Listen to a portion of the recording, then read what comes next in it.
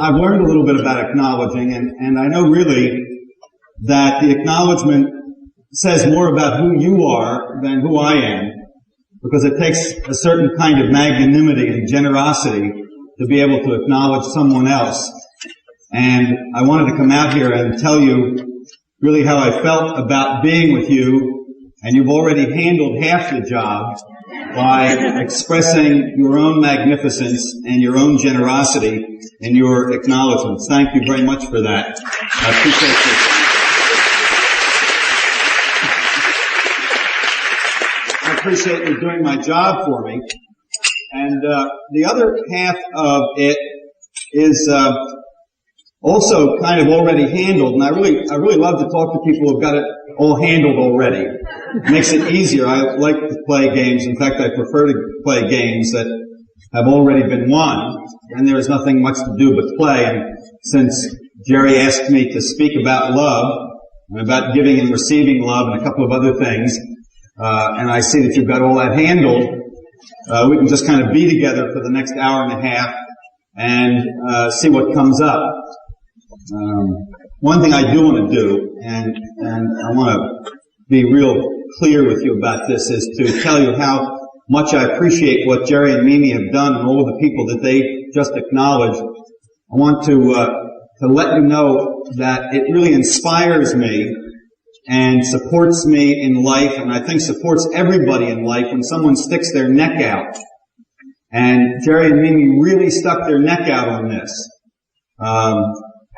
I have been told to watch the things I say, but I need to be clear. So I really love that Jerry and Mimi stuck their neck out and put their ass on the line.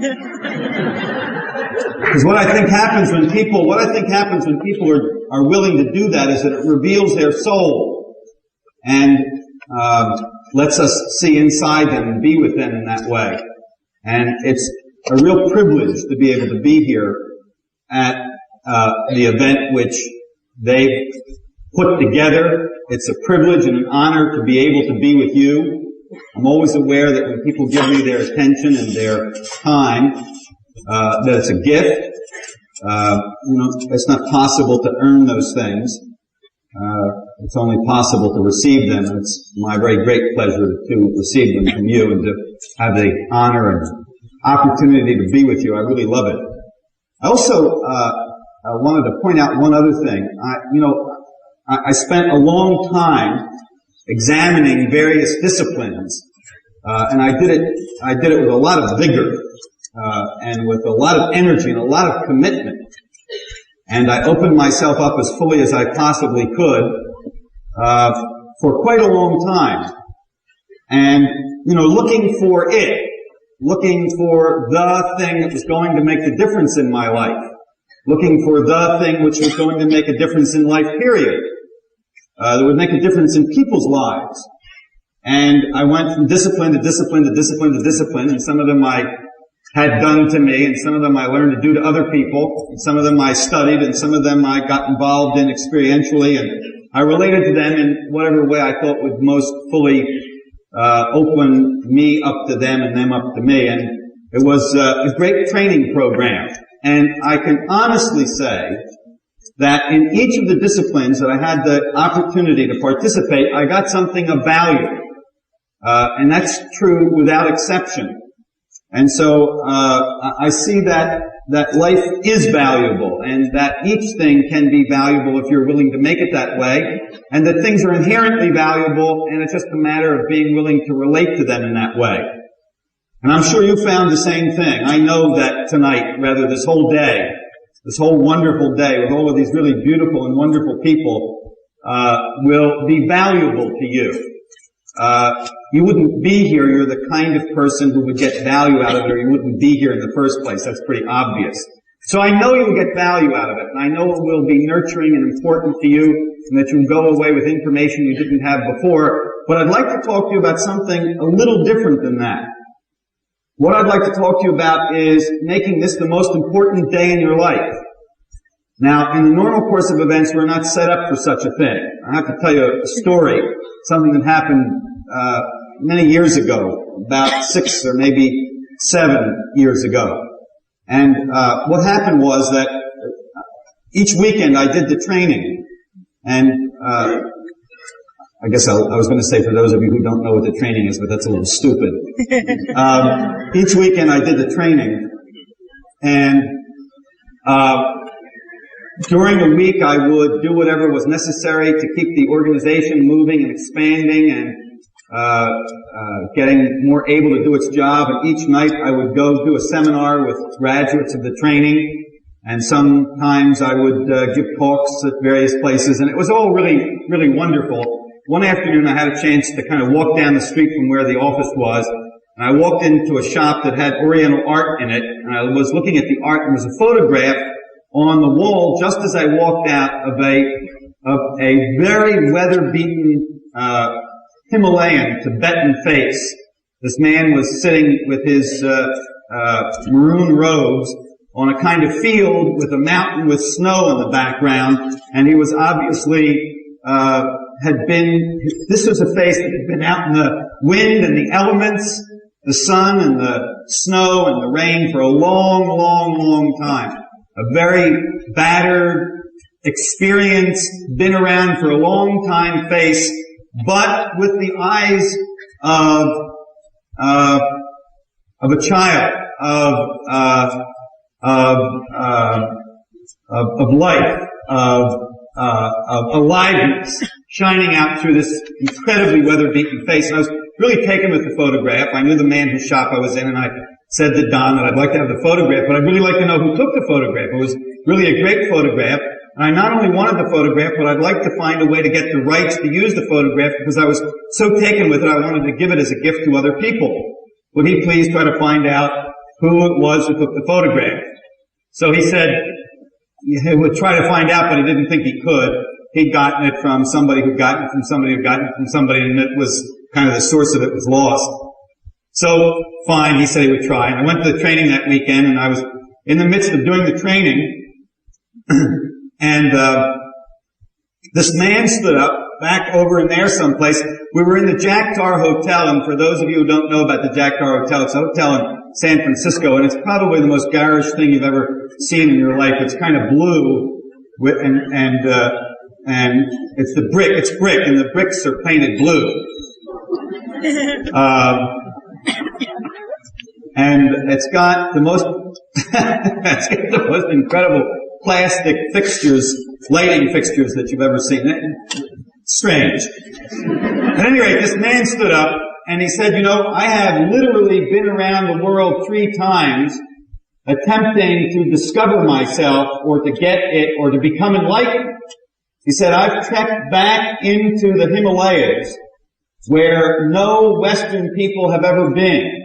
Back into the Himalayas where it's politically impossible to go, as a matter of fact, and where there are Tibetan monks and Tibetan lamas who've escaped from Tibet when the communist takeover happened, and these are people who simply don't interact with people from the West at all. And I have been there, and I have been up in the mountains, and I have been in the desert, and I have been absolutely every place. And I want you to know that tonight I am really annoyed because I have been in the most beautiful, most sacred places in the universe, and I'm sitting here under these damn plastic chandeliers in this strange hotel, and I have the feeling that I am going to get it here, and that annoys me.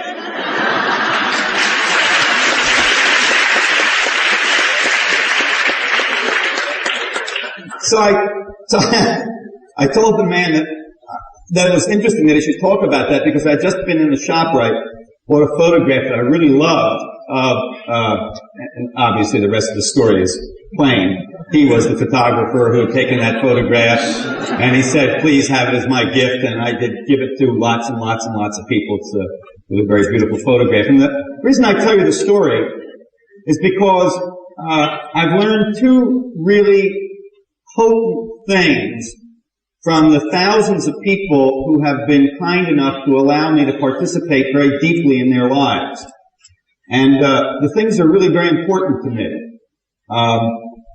One of the 2 things that I have been taught by those thousands of people who've allowed me to participate in deeply in their lives with them, profoundly, is that we really cannot afford the arrogance of living our lives as if there wasn't anything that we didn't know, the knowing of which would transform the quality of our lives.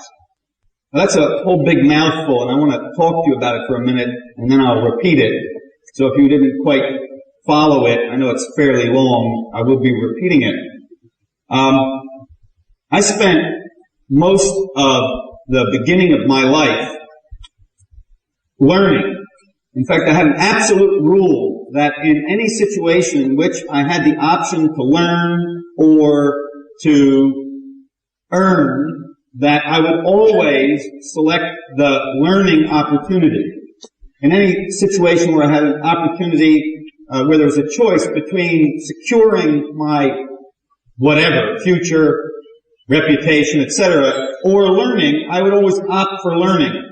And I would do that until I had completed the learning process, and my thought was that I might complete the learning process when I was 35. Now, since I said that when I was about 17, you can forgive my arrogance, that I thought that I might get the job done by the time I was 35, but at any rate, I did kind of think that way, and I really did learn. My life was dedicated to learning. And I put myself in a lot of situations in which I could learn with a lot of people. I always had a teacher, And I really surrendered to the teachers that I had. I was as open as I could get myself to them and in learning from them. And some of the teachers were people who were no longer alive, but who lived on in their teachings either in books or with other people who taught the things which they'd discovered or were sharing. And so I had this rule that every day I had to learn something. I could not have a day go by in which I did not learn some major new thing. And so I spent the first part of my life kind of piling up information, until I got the pile very, very, very big. I mean, I had a really big pile of knowledge. And if you knew me, I proved it to you quickly. I was a smart ass, and I was a damn good one. I never noticed that the knowledge that I had wasn't nurturing to me. I noticed that it always let me be right, and that it always kept me in front and on top, and all of those other things which at the time seemed to be very important, but I never noticed that it didn't nurture me. So I knew that I had a lot to learn.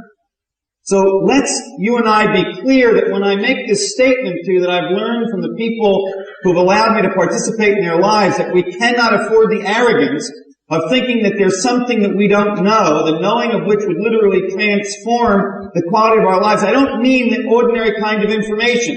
I know that there's more of that.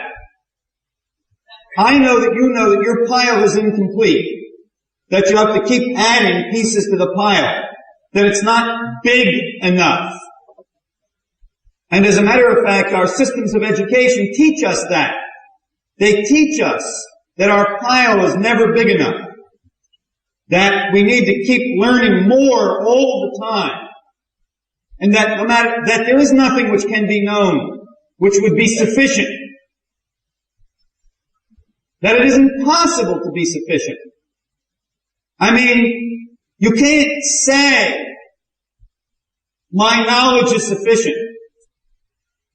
It's bad taste. It's not allowed socially. You can't say my knowledge is sufficient. You have to say, no, I need to know more. I don't know enough. I need to know more. So you and I be clear that I am not talking about that kind of information or that kind of knowledge. I'm talking about knowledge, the quality of which would take the whole pile and destroy it. Which would take that whole pile of knowledge you've got, every piece of information, and the system which holds it together, and makes it all meaningful, and suddenly dissipate it. blast it apart and throw it to the wind. Now you and I don't live, for the most part, you and I don't live our lives as if such information actually existed. We don't live our lives open to the possibility that there is information which would sweep away everything we know.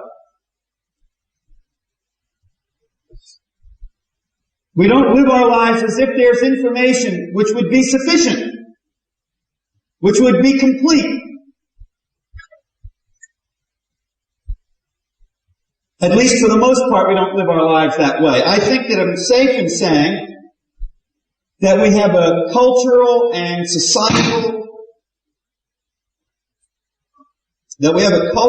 societal conspiracy against that idea.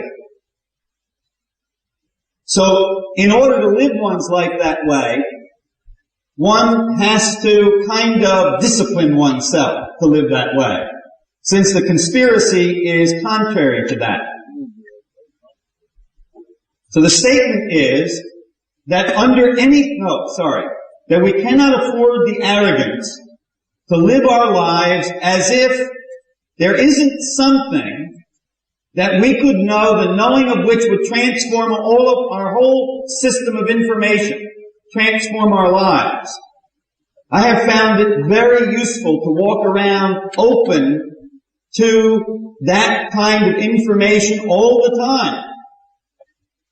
To be always open to that kind of information. Now the other part of it is that from time to time you do get that kind of information. From time to time people do experience transforming their system of knowledge. I had such an experience that people often ask me about the one which preceded the training, as if it were significant. And the problem with that kind of information is that it isn't significant. Significant means fits into some system of better or worse, of good and bad, of right and wrong, of yes and no, and the kind of information about which I'm talking doesn't fit into that kind of a system. It isn't a piece of information, it's the context information itself. It's kind of not a piece of knowledge, but the capacity for knowledge. So it's been useful for me to be open to that kind of information. And that takes me to the other statement which I wanted to make to you, the other thing which I've learned from the thousands of people who have allowed me to participate in their lives that I wanted to share with you tonight, and that is that under any circumstances and at any time, you have the power to transform the quality of your life. It doesn't mean that you need to be in the Himalayas. You don't need to be in a monastery. You don't need to be in church. It doesn't have to be Thanksgiving, Christmas, New Year's. Anytime. Under any circumstances. The circumstances don't even have to be special. At all times and under all circumstances, you and I possess the power to transform the quality of our lives.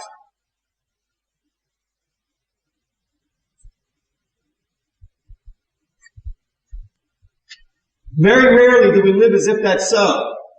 We're always looking to get to the right circumstances. See, I think that you and I have a pretty big commitment to finding those circumstances or that person or that teaching or that discipline which will allow us to transform the quality of our lives. We've got a pretty big commitment to that. But if you've been through that enough, you've been through enough trainings and enough seminars and enough disciplines and enough things, you pretty soon begin to get that there is some element which is necessary for all that to be really complete. And the element I'd like to suggest is for you to know that under any circumstances and in all circumstances and at any time, you have the power to transform the quality of your life. You don't need someone in order to transform the quality of your life. You don't need a particular piece of information. You don't need a particular set of circumstances. You don't need a particular experience. You don't have to wait till the angels blow in your ear. It can be done on the subway. More importantly, it can be done right here. And there's a magic wand to doing it. It's called choice. You simply choose that your life is transformed. Now it's interesting, when I was a very small boy, during the war to end all wars, the Second World War, the last war in which there were heroes, I remember there were things called victory gardens, and out behind where we lived there was this kind of vacant lot, and I had a victory garden there, which my mother helped me to plant. I remember I planted the seeds, and I waited for 10 whole days for something to happen. And nothing happened. I went out there every day to look. Because all it was dirt. Nothing happened. And I went out and I dug up the seeds that had been planted to see if they were growing, and sure enough they were growing, and I brought them in and showed them to my mother that these things had sprouted under the earth and were growing.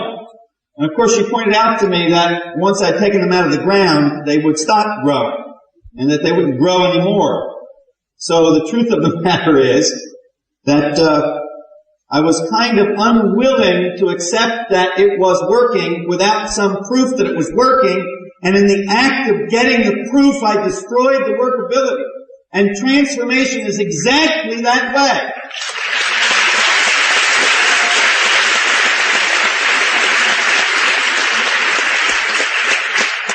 You can be transformed if you're willing to be. And you can't be transformed if you aren't willing to be. If you need proof, you can't have it. Because the very act of accumulating proof is counter-transformation. Do you know what it looks like to be transformed? Looks like that. It's not angels blowing in your ear. You are what it looks like. If you're willing to be transformed, if you're willing to be responsible for being transformed, if you're willing for your life to be complete and whole, and if you're willing for the circumstances of your life, whatever they happen to be evidence of your wholeness, to be evidence of your completion, you're willing for that to be, then it is. Now, in the world of pro and con, in the world of controversy, in the world in which things are proven to be true or are untrue, in the world in which things are true because they can be false, in the world in which this exists only by virtue of the fact that it doesn't exist over here, in that world, whatever it is can be an expression of your transformation if you're willing to be transformed. So at all times and under any circumstances, you have the power to transform the quality of your life by simply allowing it to be so. And then by being willing to take whatever circumstances are in that context of transformation and holding those circumstances as an expression of your transformation. Then there's only one kind of caveat about that. And that is that you can't be transformed if you are.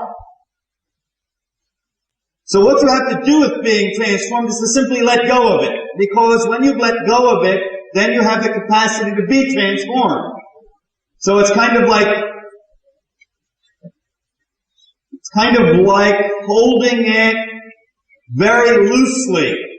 Kind of like letting it go. Suzuki Roshi spoke about the beginner's mind. This was a man who'd been a Zen master for 25 years. Wrote the book just at the end of his life. Talked about Zen mind, beginner's mind. You know, I got it. Not I've had it all along. If you've had it all along, you ain't got it. If you just got it, you got it.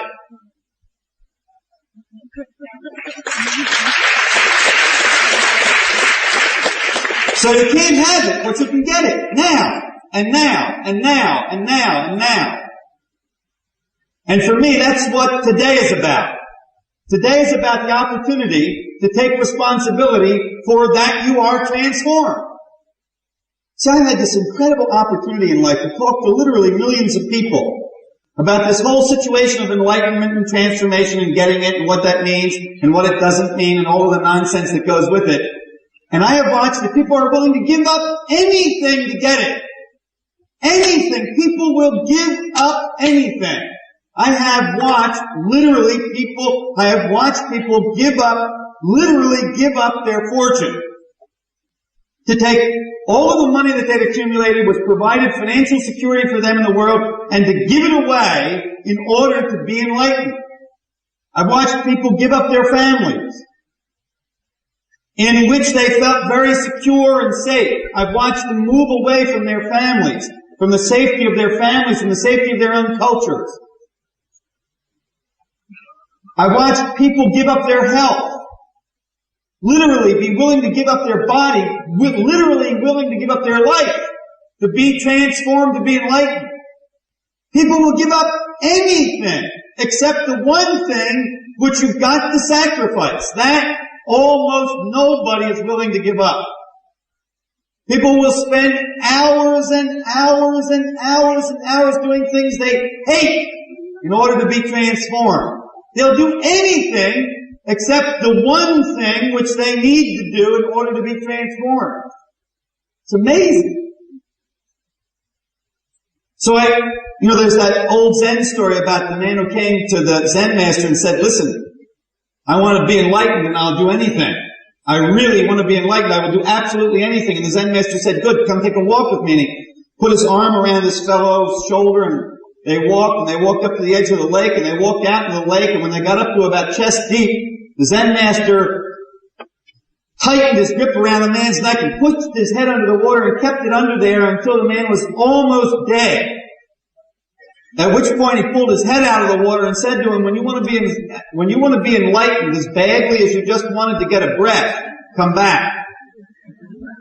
And it really is that way. And everybody thinks they want to be enlightened that badly. But they're never willing to make the ultimate sacrifice.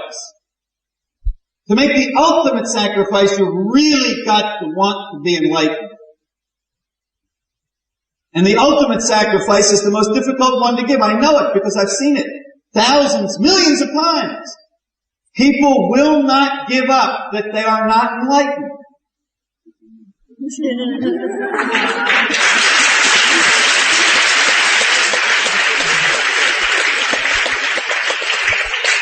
It's too horrible to give it up. They don't have enough motivation to give that up. They have enough motivation to sit in a lotus position until their knees are very bad. They'll meditate forever until their beard goes down to the floor.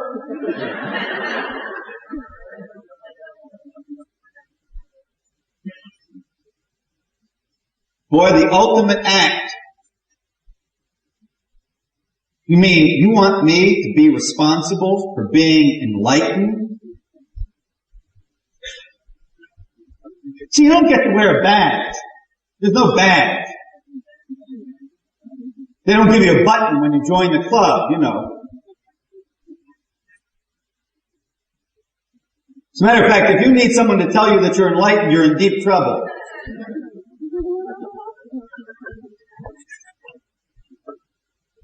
You can't get enlightened. Gee, that's terrible to tell people that. Because they have so much fun doing things that are going to enlighten them. Now, you think that I said don't do things that enlighten people? No, I didn't say that at all. They're wonderful. Do them. People love to do them. I love to do them. I do them.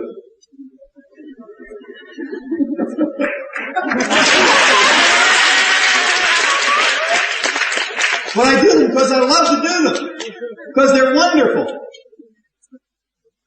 Not because I think anybody's going to get enlightened. You can't get enlightened. You can't earn enlightenment.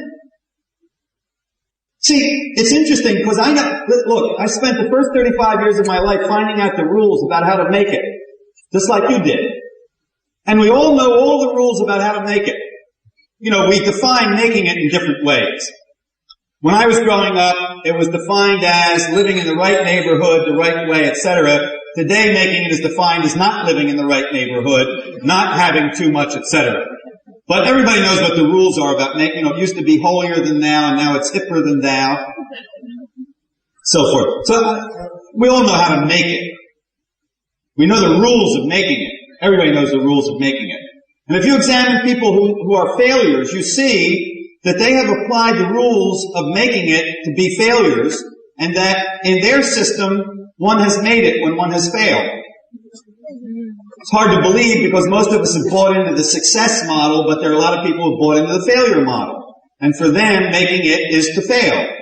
They have made it when they have failed, but of course, see, you can't just fail because that would be too easy.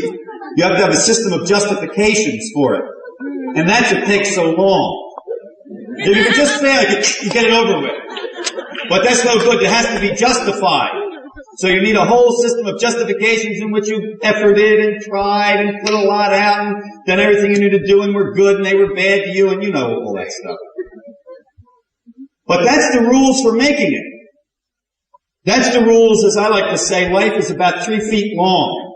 I could have said 2 feet, but that would have been not quite the way I see life. I see life as about 3 feet. And I thought that was appropriate since most people have 2 feet. All seem to fit somehow, I don't know. So I see life as 3 feet long, and the first 2 feet, 11 3/4 of an inch, are about making it. You know, in whatever terms are meaningful to you. Making it spiritually, making it psychologically, making it materially, making it however you wanted to make it. Personally, humanly, worldly, whatever it is. So the first 2 feet, 11 3/4 inch are about making it, and there are basically 3 rules to making it. The first rule is more. Whatever it is, more is better. Now there's a new kind of more. The new kind of more is less. What we need is more or less. That's the pendulum. You know about the pendulum? It keeps swinging back and forth and back and forth. Sometimes people draw it like this. It's the same thing. And so more or less is now better. But it's the same old game. It's still more is better. Then when more doesn't work, then what you need to do is to do it better. You know, when you've done it more and that isn't it, what you need is a better form of it. You have to do it better. Higher quality. Better teacher. Better discipline. That other discipline was okay, but this one's better. And when better doesn't work, then the answer to that is different. What I need is something different. The hell with all these disciplines. No disciplines. Disciplines don't work. No disciplines. That's different. Now what people don't notice is that the thing they did more of was something different than the last thing they did better of. And this thing that they're now doing differently will not work either. Ultimately will not work, so they're going to have to do that more. And when that doesn't work, they do it better. When that doesn't work, they do it different. And when it doesn't work, they do more of what they did different. When that doesn't work, they do better of what they did more of. And when that doesn't work, they do different what they were doing better.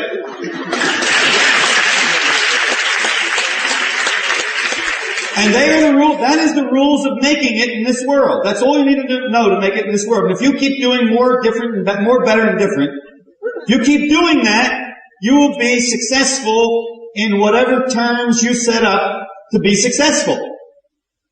It will be incomplete. It will be unsatisfying. It will not nurture you ultimately, but no one will know that. See, nobody will know that.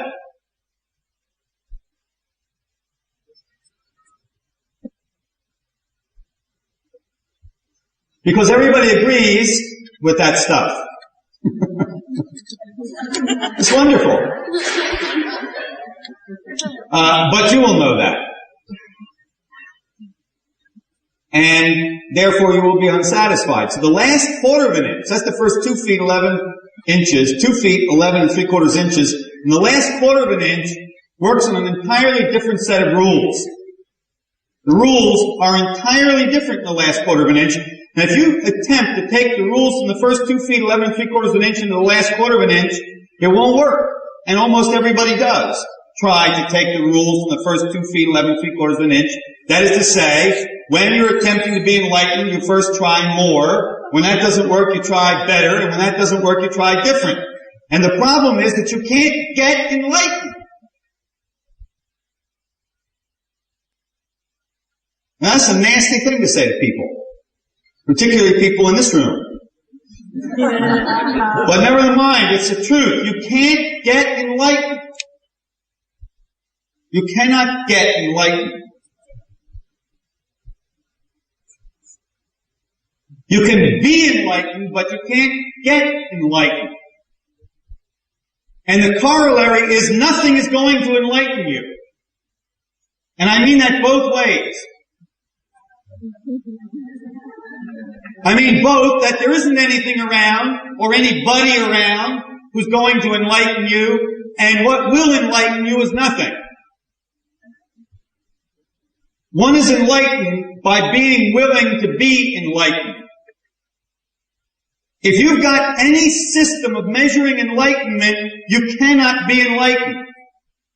If you know, for instance, that enlightened people have their third eye open, you can't be enlightened. Gee, I hope you'll listen to that. If you've got any system by which you measure enlightenment, you cannot be enlightened. The measurement of enlightenment is what is. And if you will notice, everything which is, therefore enlightenment is total. You have all passed the measurement. Everybody qualifies. As long as what is, and what isn't, then you are enlightened. Because all you need to do at that point is to acknowledge it.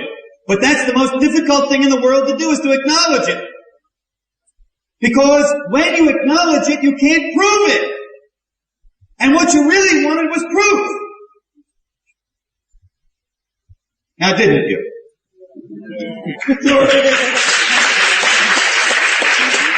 I mean, I thought I was going to get a badge. At least, like this I could do. If I couldn't wear it outside, I could at least wear it, under here and flash it to the right people. In fact, I still privately and secretly think there ought to be a badge.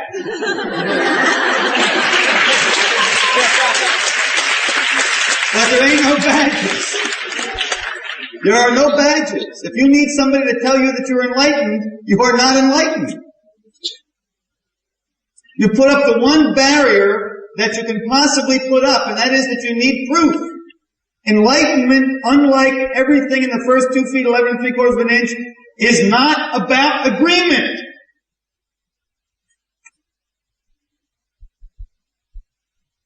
And the other thing is that it doesn't mean anything to be enlightened. It's like the rest of the truth. It doesn't mean anything. See, people think that the truth is useful. It is not useful. The truth just is. And the instant you try to make a rule out of it, it becomes a lie. Enlightenment the same way. You can only be enlightenment. You can only be enlightened. You can't be proving that you're enlightened. See, the truth is a place to come from, not something to determine your actions. Not a rule which limits behavior. The truth is a place to come from, not a rule which limits behavior. Enlightenment is a place to come from, not something which determines how you act.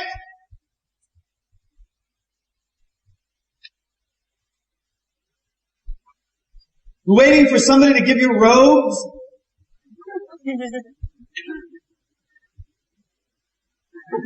Terrible. Terrible. You got sucked into that con game. It was a little test that the Hindus invented.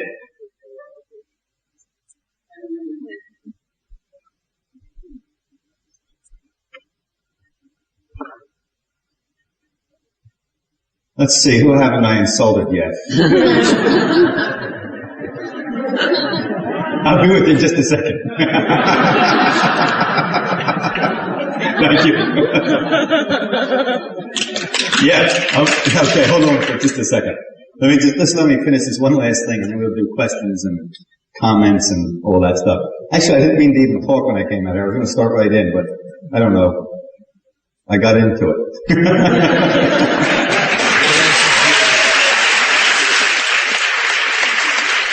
Listen, I really love that, the one thing which I really do want to share with people is that they have the power to transform the quality of their lives, and that they've got that power all the time and under any circumstances. You see, you cannot change the circumstances of your life, and I know that it looks like you can.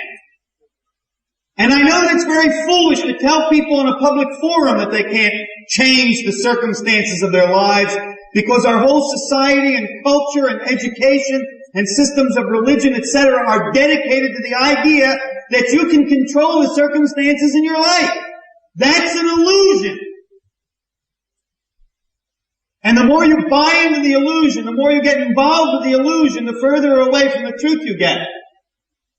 Now some people say, well, I will deny the illusion. That is as attached to the illusion as you can get. The most attached to the illusion that you can get is to deny it. The secret is to master it. And interimly to at least allow it to be, to acknowledge its existence, to become familiar with it. Illusions are easy, they're finite, they're limited, they're handleable. But transformation is unlimited. It exists in a realm unlike the illusion. The illusion is hard and solid and provable. The truth, transformation, enlightenment is contextual. It is not a chair, it is chairness. See, if you understand chairness, you can make a chair out of a blackboard. If you understand airplane, and you're the Wright brothers, you're in big trouble. You've got to understand airplane-ness. You've got to be able to see flight in that which does not yet fly. You've got to have the context flight, not the form flight.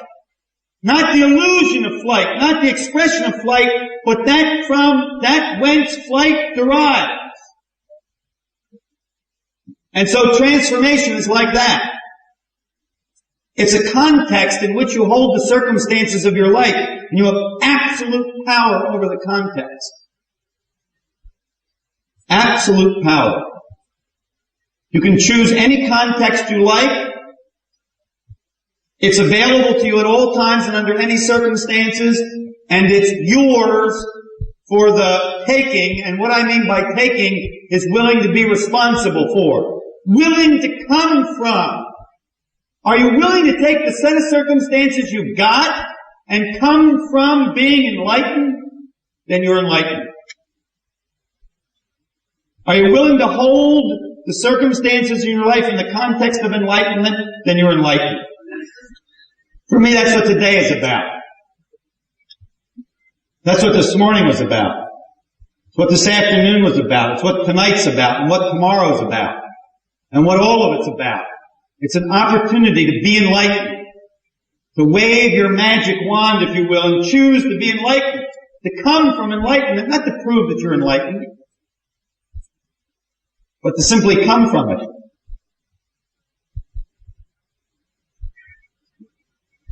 Oh, goodness. I was supposed to talk about love.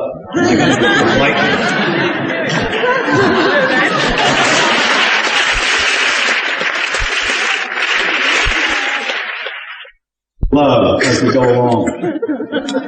At any rate, just to kind of summarize this, I really want to thank Mimi and Jerry and all of the people who participated with them and everybody in the auditorium and all of the wonderful people who spoke and those who are to speak and perform yet tonight. I want to thank all of you for sticking your neck out and putting your ass on the line and opening your soul up.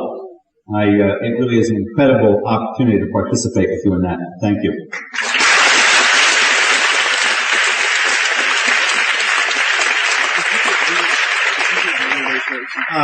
Somebody had something that they wanted to ask or say, and if you put your hand up there, people with microphones, I guess you will know about that 13-year-old day.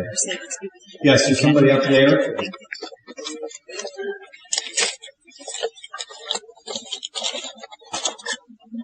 They're up there, whoever's doing that. That sounds like it went on. Hello? Yes, hi. Hi, I'm Jack. How are you? Hi, Jack. Nice to meet you. Thank you. My pleasure.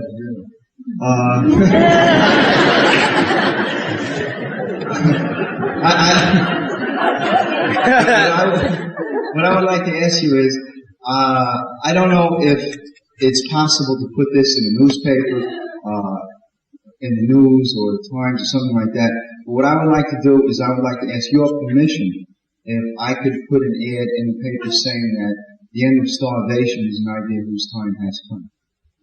Yes, you really don't, obviously, and I know you're not asking for my permission, you're kind of discussing with me, and obviously you don't need my permission. And in that context, of having a little bit of a discussion between you and me, there are people who really looked at that and have taken a lot of responsibility for that whole issue of really communicating to people that the end of hunger and starvation on the planet is an idea whose time has come. And if there's some contribution you want to make to that, including putting an ad in the newspaper or participating in doing so, I'd like to recommend that you get in touch with the local Hunger Project office here. They've taken a look at it. They'd be willing to cooperate with you and to coordinate that particular effort with all of the other efforts. At any rate, Jack, I think it's a great idea, and you certainly have my support in it. Thank you very much. Thank you.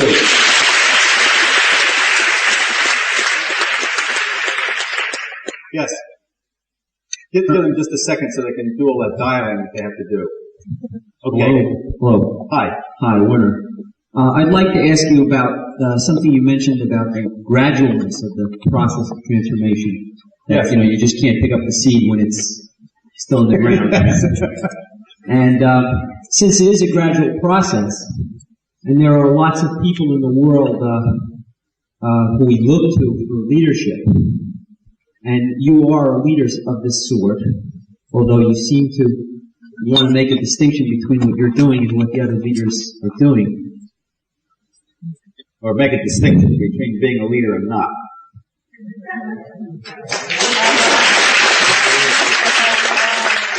Are you saying that you're not a leader? No, you were saying that. No, I was saying... What's the question? Okay, the question is, when leaders appeal to verifiable criterion, the example I have in mind is the TM program, where the evidence of enlightenment is seen to grow gradually and tested by means of things like changes in body chemistry, increases in physical health, brain waves, and so on. Would you consider this to be valuable in establishing that the people who are leading this movement are, in fact, dealing with something that's real because it is, in fact, verifiable? Yeah. You ready for me to... Yeah. Okay. First off, enlightenment is not a process. I repeat, enlightenment is not a process. Enlightenment happens outside of time, therefore it cannot be a process. Process is that which happens in time. As a matter of fact, may be what time is. Time may be nothing more than the process of change. Enlightenment happens outside of time. It allows a process rather than is a process. You know, some people say to me, well look, now we know that it takes 20 years in a Zen monastery to become enlightened. How can it happen in 2 weekends in the training that you put together? And, you know, if you're asking such a question, the answer isn't even worth dealing with, first off. But, since, you didn't ask it, and since I pose it rhetorically, the point is that what happens in the Zen monastery is 20 years of not being enlightened. Enlightenment happens like that. What takes so long is not being enlightened, and more not being enlightened, and more not being enlightened, and more not being enlightened. And it doesn't take 2 weekends in the training. You know, it happens like that. Or it doesn't happen. That is to say, it happens outside of time. So the training is 60 hours of not being enlightened and no time of enlightenment. Just like all practices. Now, as far as demonstrating, listen, I'm trying to see how to get at this. I came back from India, where I'd made a trip in, I think, November or December of last year. In fact, I think it was November and December of last year. To examine for myself out in the field firsthand what was happening in India in terms of hunger and malnutrition, and what was happening in India in terms of poverty and opportunity, and what was happening in India in terms of self-sufficiency, and how the government was relating to that, and so on and so forth. Okay. What I found was very hopeful. Very hopeful.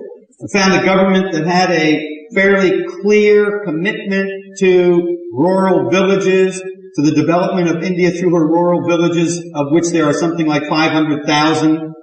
A commitment to the people of India across the nation rather than in various particular pockets. Lots of very hopeful things. A food surplus for the first time, since which surplus there's been another and even better surplus, a balance of payment surplus, a lot of good management, and a lot of very positive things.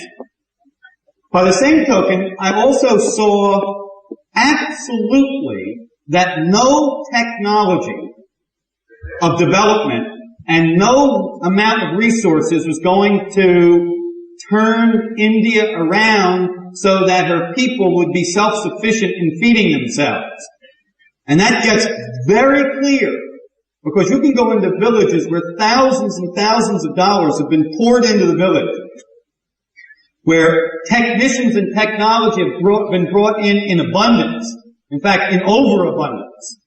And it simply hasn't worked. By the same token, go to other villages where resources have been brought in, not too many, but an appropriate amount, where technology has been brought in, not too much, but an appropriate technology. And the thing which makes it work, the catalyst, is an individual and social transformation of people in the village. So that it's very clear to me that the secret of development in developing countries, and in particular in rural villages and urban ghettos, the secret of development is threefold. One is technology. Two are resources. And the third, and equally important, is the transformation of people on an individual and social basis. I have not seen it happen without all three. Now, India is kind of, if we were going to locate the home of individual and social transformation, we would have to say it really all started in India. And then certainly got nurtured throughout Asia. And so they ought to have all of that, right? And they do have all of it. And it's related in a little bit of a particular way. See, the Indians are aware of what I just told you, including the Indians in the villages. If you walk out where there aren't any roads, you walk down into the little pathways between the rice fields, and you walk out to the furthest end where it doesn't go any further, and you talk to the farm laborers and the small plot owners out there, and walk over to the village where the wives and children and older people are, and you talk to them, they are not unaware of that. They know that it takes something besides money and new seeds and implements and those kinds of things in order to effect the transformation which they are looking for. Now, What they want, however, because perhaps what they've been taught to want is another Gandhi. They're waiting for another Gandhi. Now, let's you and I be clear that without Gandhi, India probably would not enjoy the kinds of freedom and opportunity that they have today. So this in no way means to imply any disrespect or any admiration for Gandhi. I think that Gandhi was the most perfect man for India during the time when he was in fact demonstrably the most important man for India. Another Gandhi would probably ruin India, because the secret is not another Gandhi, but for each Indian to find the Gandhi within him or herself.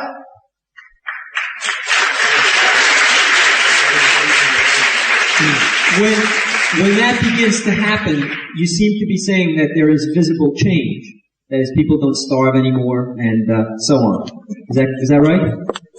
Yeah, what I'm saying, I get what you're getting at. My question is, if there's visible change, and if the process is a gradual one, yeah, look, shouldn't we be able to monitor it? But you have to watch about that, because I know people who have transformed the quality of their lives and died of cancer.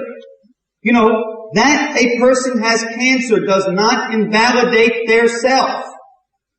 That a person's circumstances are poverty does not invalidate that self.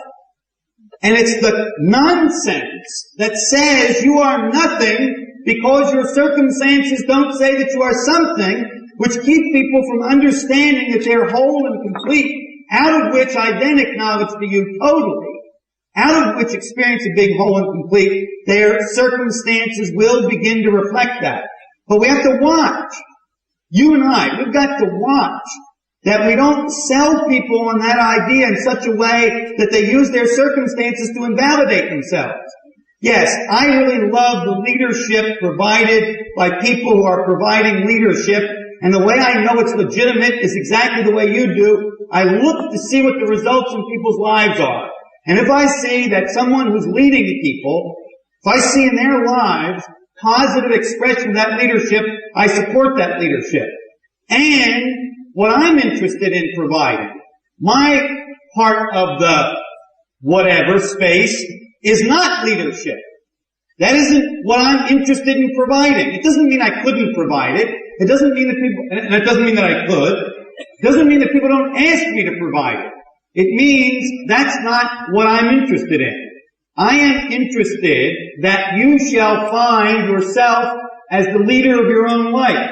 And as a function of that, that you shall be whatever people who know that they're worthwhile, that they're complete, that they're enlightened, that whatever that is, whatever way that expresses itself, that you will express that into the world. Now, if you and I are going to have a nice long discussion, we will come to the point where we say, sure, obviously what will happen is that will make a world that works. That out of your enlightenment, you will make a world that works. But I want to tell you something. I had a very, very close friend, a man who had a big part in my training, who died of cancer. And he made of his death a contribution. In other words, he took those circumstances which are perhaps the ones most disliked in our culture. And out of those circumstances, he made a contribution. So I don't think you and I are saying something different.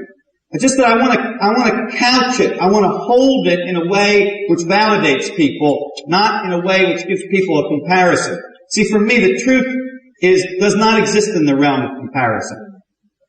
And that doesn't mean I don't want to take responsibility for the realm of comparison. You mean there aren't people who don't know what they're talking about? There are people who don't know what they're talking about. I hope so. No, I said, do you mean that there aren't people who don't know what they're talking about? Yes. No, I do not mean that. We all know what we're talking about. No. Would you clarify what you're trying to say, please? No. Thank you.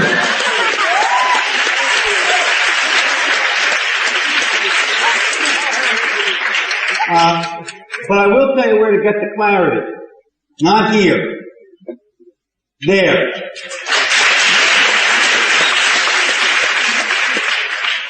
I want to do one last thing, and that is I want to thank you for the way you handled all of that.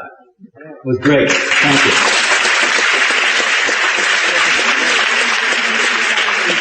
Let's see. There's a microphone. Oh, yes.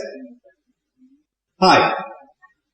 holding their hand, hugging them, looking into their eyes. You know, even the one fellow that got up there and talked about that, it was like kind of passed by. You know, and it makes me wonder, why aren't we actually doing that? You know, a little bit of that, just to say, here we are physically, to get the body and the mind together, like everybody's been saying we should do. Gets people real interested in doing it when you don't do it for a while, doesn't it? May have some value after all.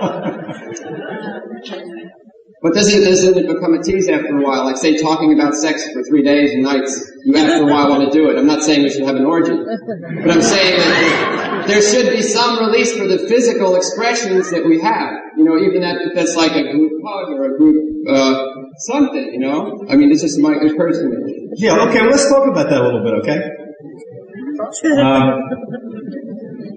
This thing about love or affection or what goes on between us is pretty basic to everybody's life.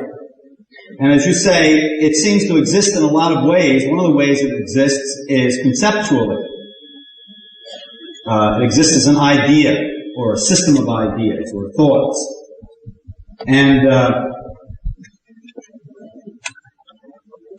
I guess, you know, as you say, that has its place. It's useful to be able to think about love well, or to be able to think about love in a way that's satisfying or clarifying or in a way that enhances your ability to do it.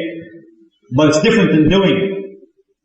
And the one place where I wanted to talk to what you said a little bit is that people fail to make a certain distinction in there.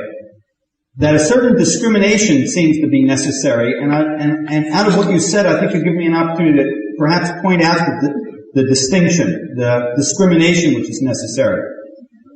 People don't make a discrimination between the idea of love, let's talk about love. They don't make a distinction. They don't discriminate between the idea of love, the thought of love, and the pictures or images that they've got about love. That is to say, they don't make the right distinction. They think that the idea of love is different than the picture or image or feelings or sensations of love. When I say picture or image, I don't mean one composed merely of what we ordinarily associate with our vision. I also mean a feeling picture, a tactile sense picture, and a smell, taste picture. So that when I say that the idea of love and the thoughts about love and the conversation about love, that we have to watch what kind of a distinction we make when comparing that with our pictures, that is to say, a full-blown sensation, feeling, smell, emotion. That for me belongs in the same conceptual realm. I'm not hugging you, therefore I'm not loving you. Maybe that's the same realm. See, I find it possible to make love by conversation. That it's possible I find it possible for you and I to be standing 30 or 40 feet apart, for us not to, quote, know each other and to, quote, very well, to be interacting on a question in which perhaps we have slightly different views, and to have this be an expression of love. To both experience that we love each other, to be expressing our love for each other, and to be coming from a context of love for each other. So I'd like to caution that you hold the pictures you've got about what it means to express your love. You hold the memories you've got. You hold the cultural agreements about what it means, and the personal agreements about what it means, and the, two of you agreement about what it means, more in the space of the concepts about love and less in the experience of love. You actually got me to talk about what I was supposed to talk about, so I'll keep on going for a second here. Let's use the chair to represent the whole system of concepts about love. This includes what everybody knows about love. This includes all the words that have been written about it, everything you and I have said about it, all the ideas, all the thoughts, all the belief systems, all of that. And that's pretty clear, I think, to most people in the room, that there's a distinction between, and let's call this music stand, the experience of love and the concept of love. So we've got the experience of love and the concept of love. One of the big mistakes, however, that most of us make is that we think that our pictures about love and our memories about love belong here, and they don't. The pictures and memories about love belong here. They're conceptual. They're illusionary. They don't kind of exist, not really, not substantially like this good old tough stuff here. Now, there is, first off, about 99% of what you and I know about love, 99% of anything we've got to do with love is located right here. This is 99% of the love game. The other 1% is over here, but about 1% of it's over here. So that all of the things that I can think about, and all of the things that I can talk about, and all of the things that I can imagine about love belong here. And that's kind of shocking and startling for most people, because that's all they've got. Literally, that's all they've got. By the same token, I'm clear that there isn't anybody in this room who has not at some time in their life experienced absolute love. There isn't anybody in the room who has not experienced the experience of love. And if you'll notice back to it, if you become aware of it, you'll notice that it really is kind of distinct from your pictures about what love is. I remember in Maslow's great book, he talks about, I think it was in the book, someplace in his writing, Personality and Motivation, he talks about a woman who, while cooking breakfast for her family, turned around and was absolutely moved by her love of them. Now, they weren't doing anything loving, or quote, loving, unquote. She was cooking breakfast, frying bacon, as I recall. They were sitting at the table waiting for breakfast. This was not looking into each other's eyes. This was not embracing each other. This was not whispering into each other's ear or patting each other on the ass. This was kind of common, ordinary, everyday stuff. And the woman experienced her love for her family. Now, her memory of that experience belongs over here. The experience itself belongs here. And I dare say everyone in the room has had an experience of love. The problem is that, like all experience, it degenerates into a concept about the experience. It degenerates into a picture of it, into a memory of it, into the symbols of it, into something which represents the real thing, but is not the real thing. Now, unfortunately, many of us have forgotten that the real thing even exists. And we've only got the concepts. And we divide the concepts into two different kinds of concepts. The kind that that are thoughtful, and the kind that are pictorial. Remember, when I say picture, I don't mean draw a picture. Or even three-dimensional picture, I mean multi-dimensional. It has smell in it, and taste in it, and hearing in it, and tactile sensation, hot and cold and pressure and pain and pleasure, etc. Still belongs here. So that this represents this. Now the problem is that given the way you and I are wired up, this begins to dominate that. I must not love you because I'm standing up here and you're sitting down there. And my system of concepts say if we love each other, I gotta be embracing you. So I must not love you. Now my experience is being determined by my concepts. I couldn't love him because all the people I love look like that. He doesn't look like that, therefore I don't love him. Obviously. I think he's something. I mean, I know what I think of him because my system of concepts tells me what I think of him. And so experience begins to be dominated by concept.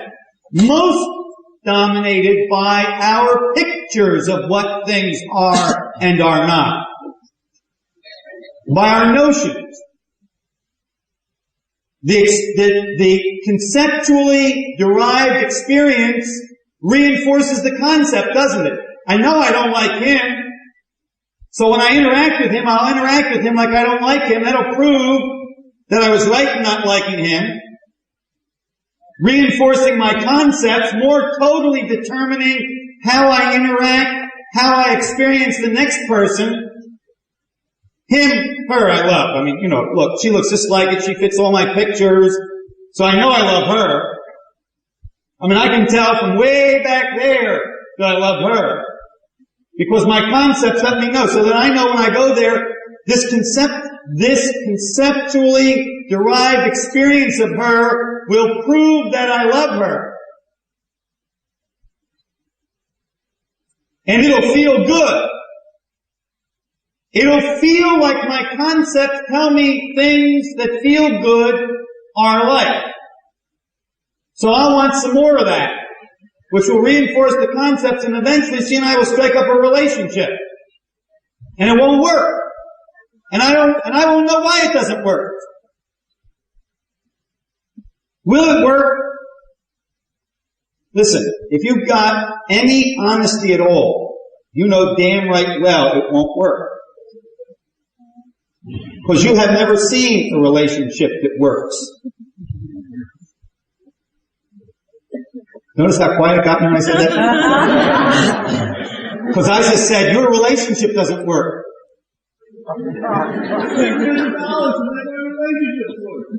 Relax.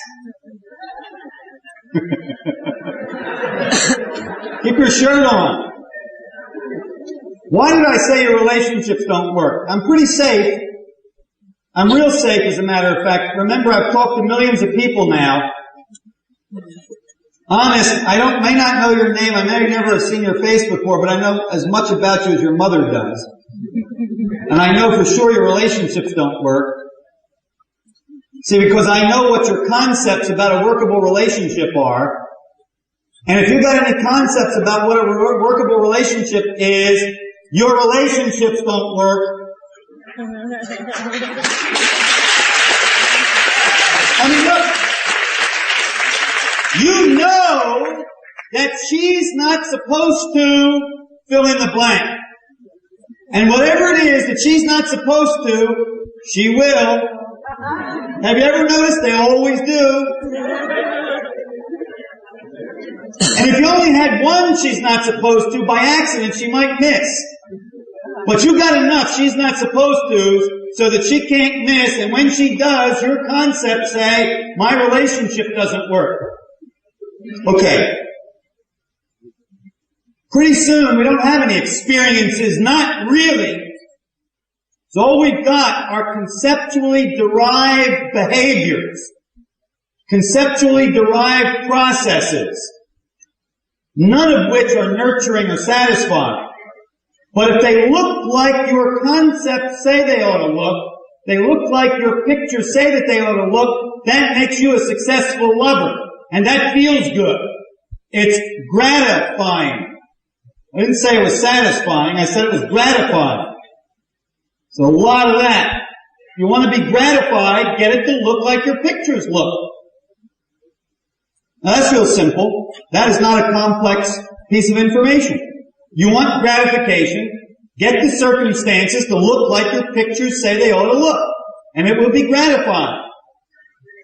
It will never be satisfying. But it will be gratifying. I told you that this is 99% of our love life. This is 1% of our love life. There's something else. I'll use the podium to represent something else. Now, I've already used up 100%. So what we got left is nothing. And that's really what I want to talk to you about, the nothing of love. I am not talking to you about the experience of love. Will you please get that? Nor am I denying that the experience of love exists. I am, however, saying most of what you and I call love isn't experience, it is in fact pictures and concepts. Even when it feels good, it ain't necessarily experience of love. It's very gratifying to have it look like your concepts. That's 99%, that's 1%, this is no percent. What this is the context of love. It doesn't exist anyplace. It doesn't look like anything. It has no form, it has no shape, it has no time, it has no beginning, it has no middle, it has no end. It doesn't oscillate, it has no energy.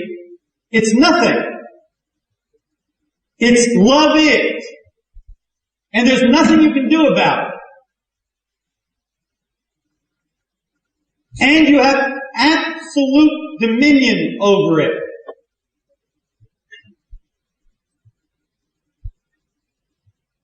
It is by virtue of your willingness to be responsible for it and to come from it. When I interact, I come from love. When I want to know what love looks like, I look at the way I'm interacting when I come from love. When I want to know what love looks like, I look at what is. This is what love looks like now. This is not what love looks like in a moment.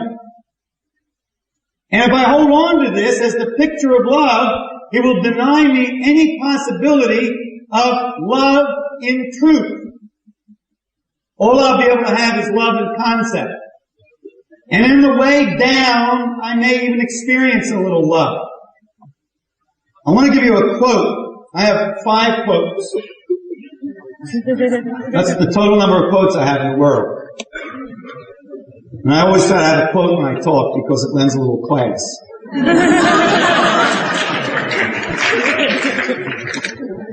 I have 5 of them, which is about as much class as I can tolerate. This is a quote from a book by Bubba Freejohn. And it's on the back of the book, which is very fortunate.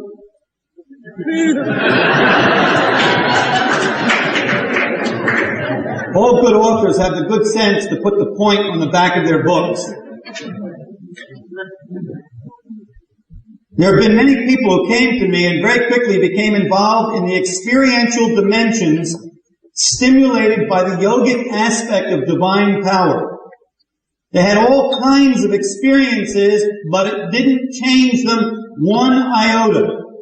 They were just as stupid, just as committed to their asshole destiny in the midst of kriyas, bliss, and visions as they were before they ever heard of Kundalini. They failed to understand just as completely, and they were very quick to leave as soon as some fascination in their personal life or someone else or somewhere else in the world presented itself. My teaching work over the last 2.5 years has thus been associated with inner and outer miracles, but it was all a way to demonstrate how the fulfillment of the experiential life in individuals does not amount in any sense whatsoever to illumination. The arising of miraculous or extraordinary experiential phenomena does not produce the enlightened man, the wise man. Enlightened or radical understanding. Enlightened or radical understanding depends entirely on the conscious process, not the experiential one. There is the space of love, which is where the mastery of love is. When you can create the space of love, when you can create around the circumstances you've got, including 30 feet between you and somebody else who you've never met before, over a point about which there may be some disagreement, if you can create a space of love for that process, for that encounter, then you've got love mastered. Then love is all there is. And everything is an expression of love. Now, no question about the fact that when you're stuck here, it's very useful to work your way through here in order to be able to master here. So that all of the work that people do in opening themselves up, and becoming more sensitive, and becoming more open, and becoming more in touch with their bodies, and becoming more in touch with their interactions with others, the more interaction you can tolerate and create and play and put together, absolutely an enormous contribution. But finally the responsibility is yours. And this responsibility is not conceptual. It isn't the idea of love. That's down here. This is the space of love, and it doesn't exist. From it, existence is possible. It doesn't exist, and from it, existence is possible. It is contextual. The experience is process, and the concept is content.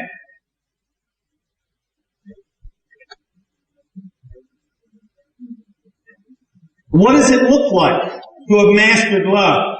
It looks like this. These are the circumstances of the mastery of love. Right now, right here, this. It's never going to be better than this. This is as good as it gets. Do you remember you hoped you would find the right one? And then it would all work out? You will not find the right one until it works out.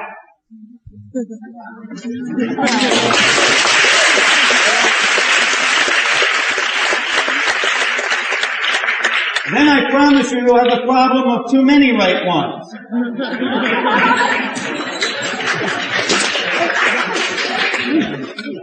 Or everybody will be right.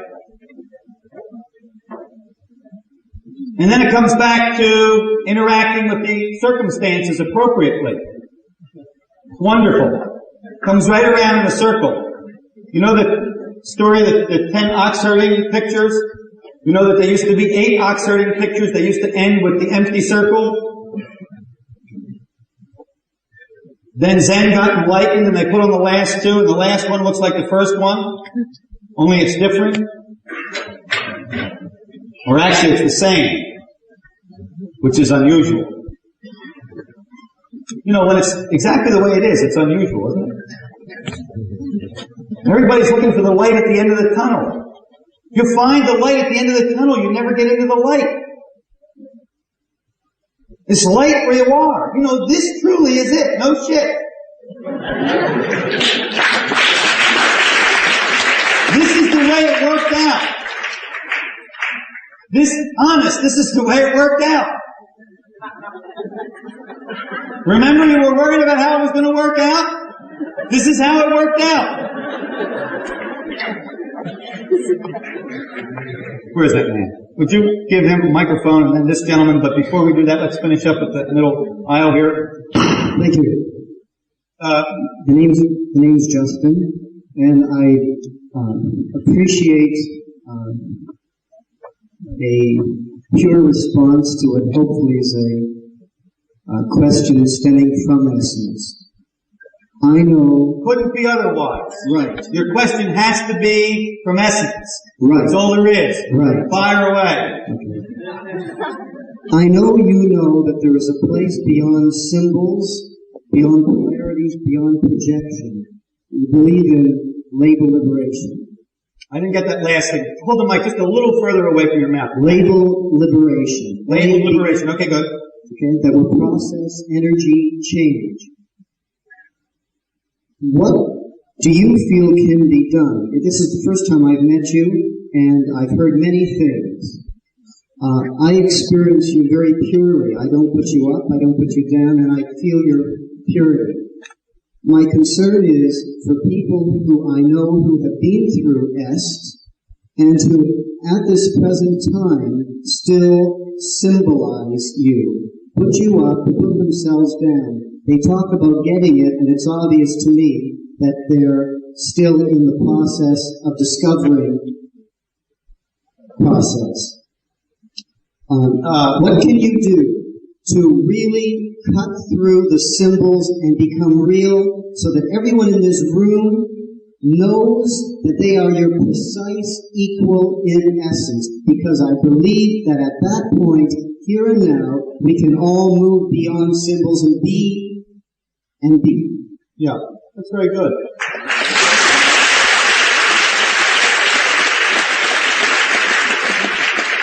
So that you know, I don't experience being people's equals. That isn't the way in which I relate to people. My experience is not that we are equal, but that we are one. In essence, we are no, not even in essence. In truth. In truth. In fact. In reality. Not in illusion, but in truth and in fact. And what I mean by that is this. I don't mean some nice thought.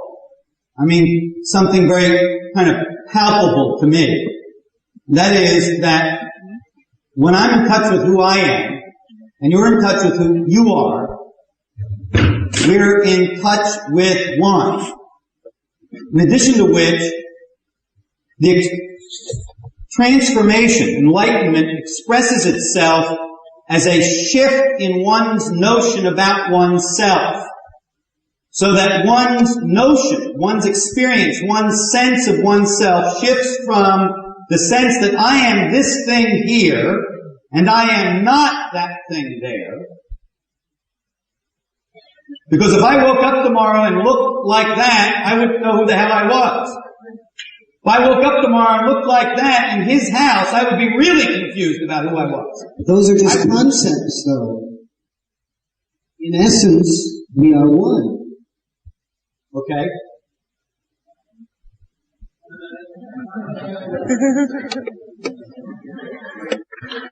Anything else? Hello. Okay, anything beyond that?